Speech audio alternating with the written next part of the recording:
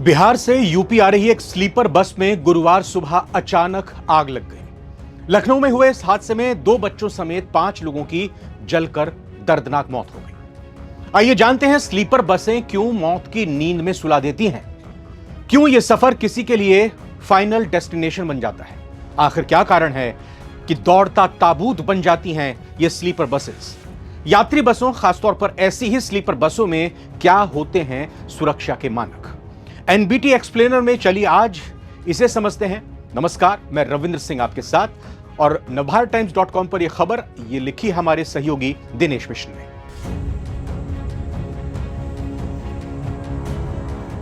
बिहार से दिल्ली आ रही एक स्लीपर बस में अचानक आग लग गई। उत्तर प्रदेश की राजधानी लखनऊ में हुए इस दर्दनाक हादसे में 2 बच्चों समेत 5 लोग जलकर खाक हो गए। बताया जा रहा है कि जब बस में आग लगी तब उस वक्त ज्यादातर यात्री सो रहे थे। हादसे के बाद ड्राइवर और कंडक्टर ने बस से कूदकर जैसे तैसे अपनी जान बचाई। प्रत्यक्षदर्शियों का कहना है कि बस जलती हुई करीब 1 किलोमीटर तक चलती रही, दौड़ती रही सड़क पर। वहीं आग लगने से यात्रियों में अफरा तफरी मच गई। बस में सवार कुछ यात्रियों ने दरवाजे की तरफ भागने की कोशिश की तो कुछ यात्रियों ने खिड़कियां तोड़कर बाहर निकलने की भरपूर कोशिश की। बस का इमरजेंसी डोर भी नहीं खुला, जिससे यह हादसा और भी जानलेवा हो गया। कारण क्या है इस तरह के हादसों में? एक झपकी और ऐसे वाहन अपना कंट्रोल खो देते हैं। जी हां, सड़क परिवहन मंत्रालय की एक रिपोर्ट के मुताबिक ड्राइवरों के अपने वाहनों पर नियंत्रण खो देने के कारण दुर्घटनाओं की संख्या साल 2022 में 5% से ज्यादा बढ़ गई है। ऐसे भीषण हादसों में 9,862 लोगों की जान चली गई है। माना जा रहा है कि यह संख्या अब 10% तक बढ़ चुकी है और इसीलिए ज्यादातर ऐसे हादसे सुबह सवेरे के वक्त होते हैं। यूपी में जो बस हादसा हुआ यह भी सुबह के वक्त हुआ। सड़क मंत्रालय दुर्घटनाओं के इन मामलों को रन ऑफ द रोड श्रेणी में रखते हैं। इसका मतलब यह हुआ कि किसी वाहन का अनियंत्रित होकर हादसे का शिकार हो जाना। इसमें वाहनों का पहाड़ी इलाकों में खाई में गिरना भी शामिल है। हाईवे की बनावट भी हादसे की बड़ी वजह बनती है। एक्सपर्ट्स के मुताबिक सरकार को स्पीड लिमिट कम करनी चाहिए और दुर्घटनाओं की संख्या कम होने पर वो इसे धीरे धीरे बढ़ा सकती है। इसके साथ ही ज्यादातर हाईवे सीधे होते हैं, स्ट्रेट होते हैं, इनमें मोड़ कम ही होते हैं और पूरा जो सिनेरियो है वो इस तरह का बन जाता है कि जब सीधी सड़क पर ड्राइवर वाहन चलाता है तो फिर उसको नींद आ जाती है और इस वजह से ड्राइवर को बोरियत महसूस होती है और उसे झपकी लग जाती है, जो दुर्घटना की वजह बनती है।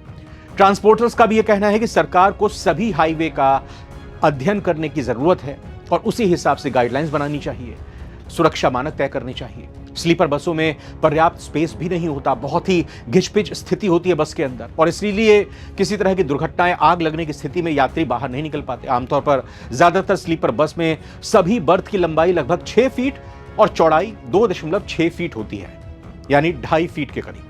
लेकिन निकलने की अगर जब बात आती है किसी इमरजेंसी में तो बहुत ही संभावनाएं कम हो जाती है। स्लीपर बसें यात्रियों को लेटने की सुविधा तो देती हैं, लेकिन आवाजाही के लिए बहुत कम जगह होती है। इसकी वजह से लोगों का हिलना डुलना, बीच में पासवे से गुजरना बहुत मुश्किल हो जाता है। ऐसे में अगर कोई हादसा होता है तो वो वहीं पर फंस कर रह जाते हैं और बाहर नहीं निकल पाते। ये जो स्लीपर बसेस होती हैं उनकी बनावट भी बहुत अलग किस्म की होती है। इसकी ऊंचाई ज्यादा होती है, इमरजेंसी गेट तक पहुंचने में यात्रियों को मुश्किल होती है। स्लीपर बसें आमतौर पर 8-9 फीट ऊंची होती हैं और अगर बस अचानक एक तरफ को झुक जाती है या फिर आग लग जाती है बस में तो यात्रियों के लिए इमरजेंसी विंडो या गेट तक पहुंचना लगभग नामुमकिन हो जाता है। वहीं बाहर राहत बचाव में जुटे लोगों को भी मुश्किल का सामना करना पड़ता है, क्योंकि किसी भी यात्री को बाहर निकालने से पहले उन्हें 8-9 फीट ऊपर बस के ऊपर चढ़ना पड़ता है, जो कि आसान नहीं। आग लगी हुई बस में कैसे ऊपर चढ़ा जाए? ड्राइवर की ओवर वर्किंग और ड्राउजीनेस अलर्ट सिस्टम ना होना भी इसका एक कारण है। ड्राउजीनेस अलर्ट सिस्टम क्या होता है बताते हैं। दरअसल ज्यादातर बस ड्राइवर एक बार में 800 से 1000 किलोमीटर का सफर तय करते हैं। लंबे रूट में ड्राइवर के थकने और झपकी आ जाने की आशंका पूरी होती है। ड्राउजीनेस अलर्ट सिस्टम भी प्राइवेट बसेस में नहीं होता है, जो नींद आने पर ड्राइवर को अलर्ट कर देता है, अलार्म मच जाता है, लेकिन ये होता ही नहीं है। यह सिस्टम स्टीयरिंग में अलग अलग हिस्सों में लगे सेंसर और डैशबोर्ड पर कैमरे का इस्तेमाल करता है, ड्राइवर की नींद में आने का पता, स्टीयरिंग पैटर्न और लेन में वाहन की स्थिति, ड्राइवर की आंखों के और चेहरों पर अगर कुछ परिवर्तन आता है, उसकी पैर की गति, हिलना डुलना अगर रुक जाता है तो फिर अचानक से अलार्म सिस्टम बोल पड़ता है। लेकिन अब जब यह सिस्टम है ही नहीं इन बसेस में, तो फिर इस तरह के हादसे लगातार हो रहे हैं। भारत के अलावा कई देश ऐसे हैं जहां पर रात के समय सफर को लेकर रोक लगाई गई है, साथ ही साथ इस तरह की बसेस पर भी रोक लगी है। चीन की बात करते हैं। चीन की अगर बात करें तो अगस्त 2012 में स्लीपर बस हादसे के बाद नई स्लीपर बसों के रजिस्ट्रेशन पर चीन में बैन लगा दिया गया था। हालांकि पुरानी स्लीपर बसें चलती रहीं और अकेले 2012 साल में स्लीपर बसों से जुड़ी कम से कम 3 दुर्घटनाएं हुई। इनमें से 62 लोगों की इन दुर्घटनाओं में जान चली गई और 67 लोग घायल हुए। ये सभी हादसे रात के वक्त ही हुए। चीन में बैन होने से पहले 37,000 स्लीपर बसें चल रही थीं। देश के 5,000 रूट्स पर लगभग 10 लाख लोग स्लीपर बस में सफर करते थे। भारत और पाकिस्तान को छोड़कर किसी और दूसरे देश के पास इतनी संख्या में स्लीपर बसें नहीं है। मतलब भारत और पाकिस्तान में इतनी संख्या में ये स्लीपर बसें हैं जिनका इस्तेमाल हो रहा है, जिनका इस्तेमाल नहीं रुका है और आगे भी लगातार बसों का प्रोडक्शन हो रहा है, बसें सफर कर रही हैं। एक बात और महत्वपूर्ण है, रात 2 बजे से लेकर सुबह 5 बजे का वक्त बेहद गंभीर होता है। चीन की अगर बात करें तो साल 2009 के बाद स्लीपर बस से जुड़े 13 हादसे हुए, 13, और इस दौरान 252 लोगों की मौत हो गई। साल 2011 में चीन के हैनान प्रांत में एक स्लीपर बस में आग लग गई, 41 लोगों की जान चली गई और इसी वजह से जुलाई 2011 में चीन की तरफ से परिवहन मंत्रालय और सार्वजनिक सुरक्षा मंत्रालय ने दिशा निर्देश जारी किए। इसमें कहा गया कि स्लीपर बस चलाने वाले ड्राइवरों को रात 2 बजे से लेकर सुबह 5 बजे तक आराम करना चाहिए, रेस्ट करना चाहिए, क्योंकि उनको नींद आने की आशंका ज्यादा रहती है और इसी वजह से ये वो ड्यूरेशन होता है, वो टाइम पीरियड होता है 3 घंटे का, जब हादसों की आशंका ज्यादा होती है। इसीलिए ये रोक लगाई गई कि ड्राइवर इस दौरान आराम करें, सो जाए। 25% ड्राइवरों ने, जिन बसों का हादसा हुआ है उन बसों के हादसे हुए ड्राइवरों से जब बात की गई तो उनका यही कहना है कि जब गाड़ी हादसे का शिकार हुई उस वक्त उनकी आंख लग गई थी। 2018 में सड़क परिवहन मंत्रालय ने 15 राज्यों में, ये भारत की बात कर रहे हैं हम, 15 राज्यों में लंबे रूट्स पर चलने वाले ड्राइवरों पर एक सर्वे किया। इस सर्वे में शामिल 25% ड्राइवरों का यह मानना था कि वो गाड़ी चलाते समय सो गए थे। कई स्टडी से यह भी बात सामने आई कि हाईवे और ग्रामीण सड़कों पर यात्रा करते समय ड्राइवरों के सो जाने की आशंका ज्यादा होती है। रात 2 बजे से सुबह 5 बजे तक नींद आने की आशंका ज्यादा रहती है। स्लीपर बसों में सो रहे होते हैं यात्री और इसी वजह से उनको पता ही नहीं चलता अचानक किस तरह के हादसे हो जाते हैं और इसीलिए ज्यादा मौतें होती हैं। जो स्लीपर बस के हादसे हैं उसमें ज्यादा मौत की एक ये भी वजह है। दरअसल ऐसे में अगर कोई दुर्घटना हो जाती है रात के वक्त जब यात्री सो रहे होते हैं तो फिर यात्रियों के पास जरा भी बचने का कोई रास्ता नहीं बचता। वो कहां भागें, क्योंकि उनको अचानक से हादसे के बाद की स्थिति से वो संभलें तब तक बहुत देर हो चुकी होती है। सोए हुए यात्री को निकलने में वक्त भी लगता है। स्लीपर की सीट ऊपर की तरफ होती है, वो भी बंद होती है, कंपार्टमेंट एक तरह से बने होते हैं और ऐसे में आग लगने पर पहले तो उन्हें पता ही नहीं चलता और जब पता चलता है तब तक आग पूरी तरह से बस को अपनी चपेट में ले चुकी होती है। ऐसे में स्लीपर बस में सो रहे यात्रियों का हादसे के बाद बच निकलने में बहुत वक्त लगता है। सड़क सुरक्षा के मानकों को भी ये बस कंपनियां ताक पर रखती हैं। सड़क परिवहन मंत्रालय की तरफ से कई गाइडलाइंस है लेकिन कोई इसकी पालना ही नहीं करता। ज्यादातर ड्राइवर पूरी तरह से ट्रेन नहीं होते हैं। सड़क सुरक्षा के जो नॉर्मल नॉर्म्स भी हैं, जो सामान्य रूल रेगुलेशन है, उसको भी नहीं माना जाता, ध्यान नहीं दिया जाता बिल्कुल भी।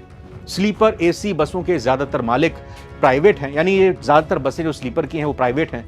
कई बार जरूरत से ज्यादा स्पीड से हाईवे पर बसें चलती हैं क्योंकि जल्दी पहुंचना है डेस्टिनेशन पर, फिर उसके बाद अगला राउंड लगाना है, ज्यादा से ज्यादा सवारियों को ढोना है, ले जाना है, जिससे ज्यादा से ज्यादा कमाई हो। यही उद्देश्य रहता है प्राइवेट संचालकों का। और कुछ हाईवे पर स्पीड लिमिट 100 से 120 किलोमीटर प्रति घंटे की होती है, लेकिन ड्राइवरों को इसके बारे में कोई ट्रेनिंग नहीं दी जाती। अगर ट्रेनिंग होती भी है तो वो इसकी परवाह नहीं करते। ज्यादातर नौसिखिए लॉन्ग रूट पर चलने वाली इन बसों के ड्राइवर बन जाते हैं और इसी वजह से एक्सपर्ट्स ने हाईवे पर स्पीड लिमिट को कंट्रोल करने की जरूरत पर भी जोर दिया है। ऐसे ड्राइवरों के लिए पहले 100 किलोमीटर प्रति घंटे की रफ्तार से गाड़ी चलाने को अपनी क्षमता दिखाने पर बल दिया जाना चाहिए। ये एक तरीका हो सकता है इस तरह के एक्सीडेंट्स को अवॉइड करने का। स्लीपर बसों के डिजाइन जो हैं वो मानकों के मुताबिक बिल्कुल नहीं होते। इसका क्या कारण है? सवाल ये उठता है कि क्या स्लीपर बसों के डिजाइन नॉर्म्स के अनुसार बनाए जा रहे हैं? तो इसका जवाब है कि नहीं, नॉर्म्स के मुताबिक डिजाइन नहीं बनाए जा रहे हैं। भारत में जिस तरह स्लीपर बसों से यात्रा करने वालों की संख्या में बढ़ोतरी हुई है, ज्यादा यात्रियों की संख्या बढ़ रही है, उसी तरह हादसों की भी संख्या साल दर साल बढ़ती जा रही है। हादसे के बाद मौत ज्यादा होने को लेकर रोड सेफ्टी एक्सपर्ट ने स्टडी की तो इसके दो बड़े कारण सामने आए। पहली वजह स्लीपर बसों की बनावट और दूसरी वजह रेस्पॉन्स मैकेनिज्म का ना होना। स्लीपर बसों में आग लगने के बाद यात्रियों को सुरक्षित बाहर निकालने की कोई भी व्यवस्था नहीं की जाती और यही कारण है कि लखनऊ में यह हादसा हुआ। आपसे यही गुजारिश करेंगे, यही हमारी तरफ से सलाह होगी कि जब रात में अगर आप सफर करते हैं स्लीपर बसेस में तो ध्यान से सफर कीजिएगा और पूरी तरह से अपने आप को सुरक्षित रखने की कोशिश कीजिएगा। हालांकि स्टीयरिंग तो ड्राइवर के हाथ में होता है और ये भी ध्यान रखिएगा अगर ड्राइवर ओवर स्पीड कर रहा है या फिर बस क्षमता से ज़्यादा यात्रियों को ढो रही है, लेकर जा रही है, तो फिर आप इस पर चुप्पी मत साध कर बैठिएगा, ज़रूर अपनी बात को सामने रखिएगा। ये भी चेक कीजिएगा कि बस के अंदर आग बुझाने के क्या तमाम यंत्र मौजूद हैं और अगर ऐसा नहीं है तो फिर अपनी तरफ से ज़रूर ड्राइवर या उस बस के स्टाफ को अपनी जानकारी दीजिएगा, अपनी चिंता से उसको रूबरू कराइएगा। ये वीडियो कैसी लगी आपको कमेंट करके जरूर बताइएगा, अच्छी लगी हो तो लाइक कीजिएगा। नवभारत टाइम्स.com की इस वीडियो में फिलहाल इतना ही। रविंद्र सिंह को इजाजत दीजिए, नमस्कार।